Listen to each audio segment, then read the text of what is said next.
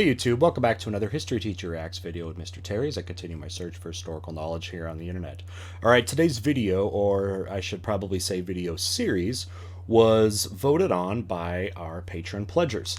And that is a series on Admiral Yi from Korea, by the channel Extra Credits, which I have covered a few and love the channel, and get great feedback from viewers that really like the detail that they go into. I learn a ton from their videos, and I'm excited to get another one. This video series has actually been suggested to me since I started the channel. Maybe the most of, to be honest, of the ones from Extra Credits, and they have a bunch of series, so I'm excited to check this out. Also because I don't know a ton about Admiral Yi, okay, other than very basic information. So I'm gonna get I think a ton out of this, and hopefully you do too. So if you like this original video, as if you are new to my channel, you know that I always try to promote the original content creators. They're the ones making awesome stuff and need to be appreciated. So please go down to the description below, give them a like and subscribe. And if you like what I'm doing, history teacher, checking out history videos, trying to add commentary when I can, then I'd love to have you as a sub as well. Also, if you'd like to get involved in future polls, all you got to do is join our Patreon. So there's a link down below, and it starts at $1 a month and goes a long way to supporting this channel. All right, let's go ahead and get started. So this is episode 1, Keep Beating the Drum. All right, let's see what they got.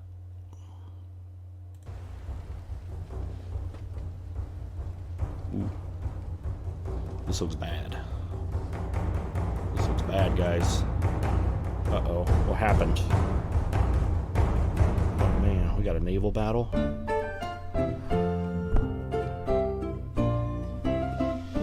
Alright, what happened? The year is 1572, 26 years earlier. A 28-year... 1572. Let me go ahead and set up some context. The year is... 1572. Definitely in deep into now the age of exploration, when you go back to the mid to late 1400s with like especially with Europe, the Portuguese setting out with Bartholomew Diaz and Vasco da Gama, the Spanish getting out, Columbus and Magellan, and then you got other guys like John Cabot, Henry Hudson.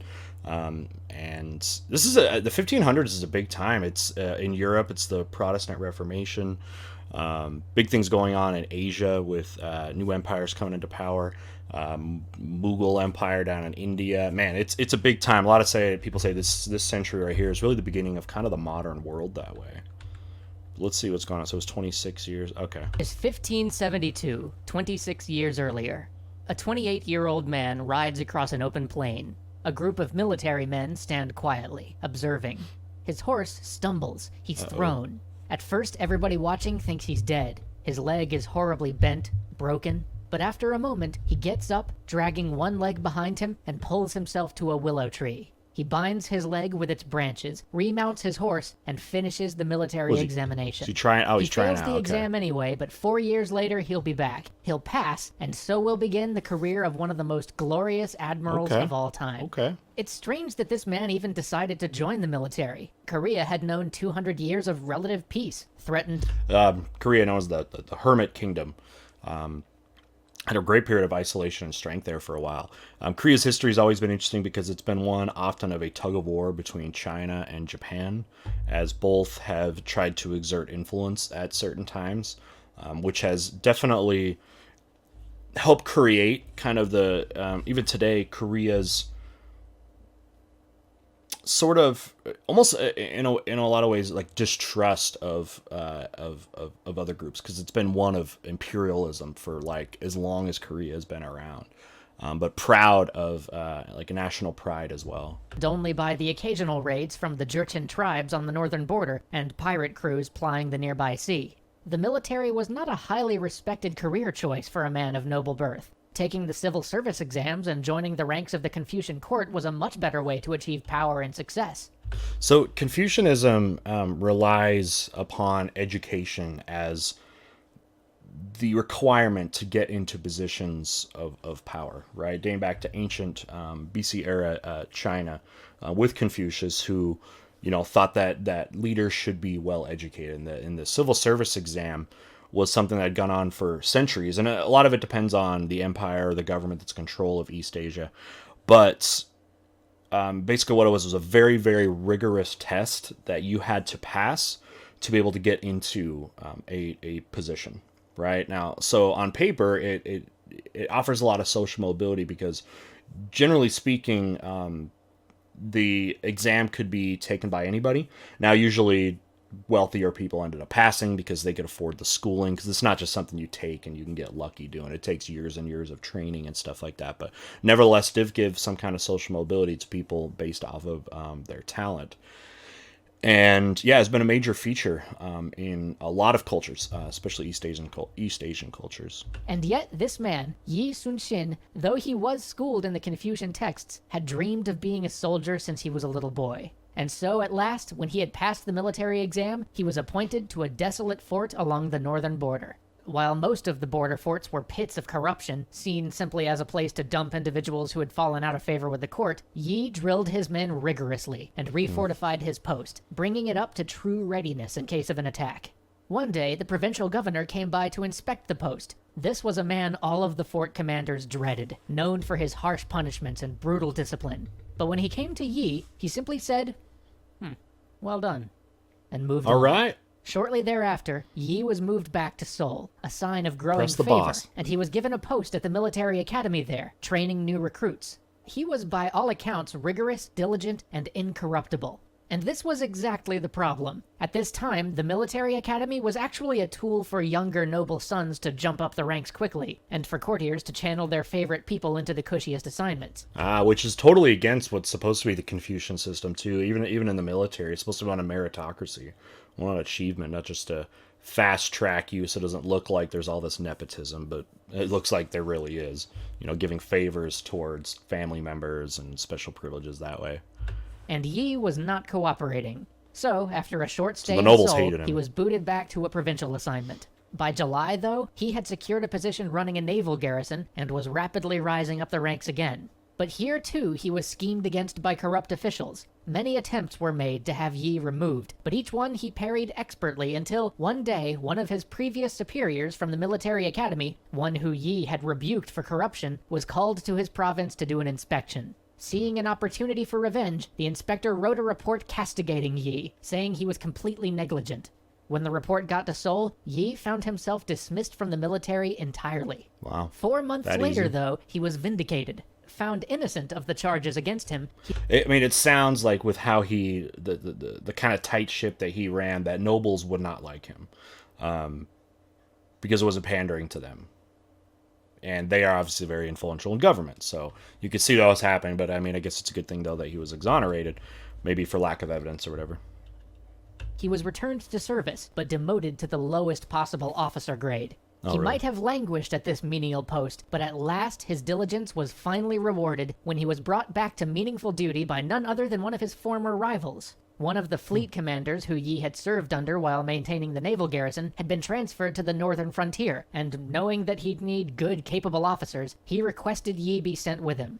Soon, though, it became clear that Yi was needed to garrison a fort on the Tumen River, which was one of the demarcation lines between Jurchen and Korean territory. Jurchen raiders roamed far south of the Korean border, looting and pillaging at will. Raids had nearly Yeah, Jurchens are nomadic. They rely on that kind of thing, especially if there's hardships with the nomadic lifestyle. And that's always been the history of nomadic peoples and sedentary peoples in Asia, that sometimes it worked well and they would trade with each other and that sort of thing, but oftentimes, too, it was very violent. That's just kind of the history of East Asia between, again, sedentary and nomadic. So you can see it with the Koreans and the Jurchens. You saw it with China and the Mongols. It's just been a huge part of East Asian history. overrun the nearby frontier province. And so, Yi took up the post. He drilled his troops until they were in top shape, and Literally. knowing that simply shoring up the defenses wouldn't be enough, he laid his troops out for an ambush, and then lured the raiders into Korean territory. It worked. He fell on them with a ferocity and a swiftness they had never seen in Korea. Within hours, the tribes were smashed, and their power shattered. They would never again be such a threat to the province. But here too, Yi was stymied by a jealous superior, and while the court was jubilant about his success, the official record reads, although the court recognized Yi Sun-shin's meritorious service to the king, it nevertheless decided against awarding him a prize. Just jealous? Don't like him showing him up?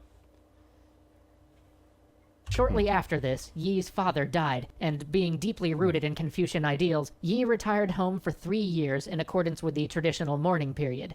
Wow, I didn't know it was that long. Is 3 years expected for a mourning period? Or is that just maybe a little bit longer version? That seems like a long time. I mean, just to stop your life for that long and just grieve, I guess? Take care of the family affairs? He at last returned to service. He was put in charge of transportation for the court, but a mere 16 days later, it was decided that Yi was needed too badly at the border, and once again, he was sent north. He was to man a small island fortress. Undermanned, crumbling, beyond disrepair, he once again drilled its garrison, shored up its defenses, and week after week sent out a request to the district commander for reinforcements. Then, one morning, as the mists rolled in and most of the men were out harvesting rice because the military was in such a state that men on the border had to harvest their own food, the Jurchen attacked, pouring out of the mist on horseback. Yi Sun-shin only had a dozen men to defend with. He and his handful of soldiers fought desperately, cutting their way to one group of captives and escaping with 50 people the Jurchen would have taken prisoner. But by this time, you know the story. In order to avoid blame, Yi's superior, a man named Yi Il, blamed the entire defeat on Yi Sun-shin. He had him brought back to the capital, tortured, and put on trial in an attempt to have him condemned so that Yi Il Dude, this guy cannot catch a break, huh? All the powerful people hate him, but at the same time they want him, and they need him. It's like they want him to be successful, but not get credit for it. How frustrating would that be? avoid any of the blame. But Yi Sun-shin did not crack under torture, and when it came time to take the stand, he said this to Yi Il. My lord, you are asking me to assume the whole responsibility for the misfortune, but you are wrong. May I remind you that you have always refused my frequent request for reinforcement. The defeat was not a result of my negligence of duty, but in large part, your fault. Therefore, it is not I, but you, who should be held responsible for the defeat. The court was stunned. Many of them knew of Yi's record and were inclined to believe him, so in the end, he was allowed to live, but he was stripped of his rank, again, and returned to the army as a common enlisted man, starting over at the very bottom, as if he'd never taken the military examinations. He was once again placed on the northern border and asked to fight the invading tribes, and once again, he did so with distinction, until finally, in 1588, he asked that he be allowed to retire. But storm clouds were gathering over Korea, and gotta be more story to it than that, right? This can't be the end.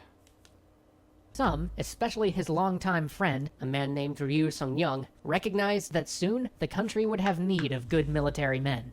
While Yi had struggled through his career in the military, Ryu, his childhood compatriot, who had been his companion in games of war, had risen to be Prime Minister of Korea. It was actually through Ryu's influence, and because of his subtle aid, that Yi had time and again survived the machinations held against him. So, I mean, Yi definitely has some powerful friends that seem to be looking out for him too, and always needing him. When every time he gets knocked down, he has somebody powerful that he's impressed to bring him back up. But then someone else brings him down. So, I mean, it's a rough life, I guess. Now, Ryu planned to see that Yi would take his rightful place for the war he feared was coming. On the next episode of Extra History, remember how in the Sengoku Jidai episodes we talked about that messy Japanese invasion of Korea? Well, that's about to happen. Join us as Yi and Ryu take on the Japanese forces, as we delve into the differences in government, technology, and arms between these two nations, and as we explore the first few disastrous weeks of this war. Okay, no, I haven't seen this other series that they have.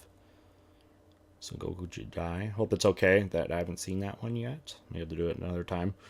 All right. Okay, cool. So, big things I'm getting out of this. The guy has talent, right? But too much talent, in a way, because it threatened, or it made other nobles and higher-ranking people insecure that way. You can also see how quickly in this culture high-rank officials are to backstab each other.